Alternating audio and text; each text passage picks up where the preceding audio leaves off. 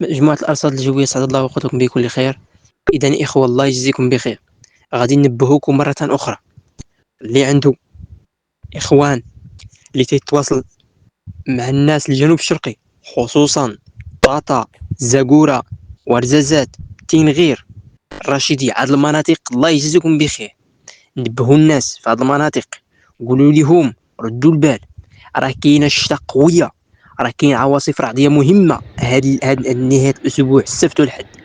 راه من المستوى الاحمر، المستوى الاحمر هو خطوره، يعني خطوره، يعني لازم ننبهوا الناس بشكل عاجل، لازم نديروا توعيه وتحسيس المواطنين بشكل عاجل.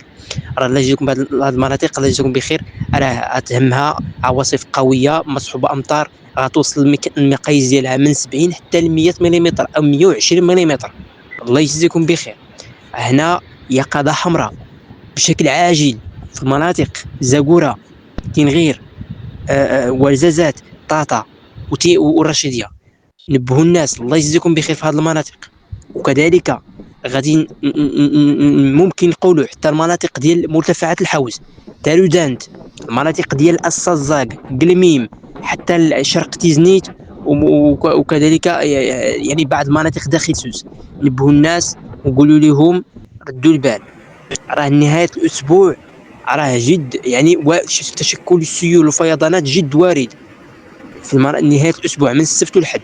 الله يجزيكم بخير. هذه الحالة ممكن تقوى أكثر وتوصل حتى للسواحل الأطلسية، بحال الصويرة، بحال أكادير دوتنان، بحال مرتفعات ديال مرتفعات الأطلس الكبير والمتوسط. مجموعة من المناطق أخرى غادي تهمهم.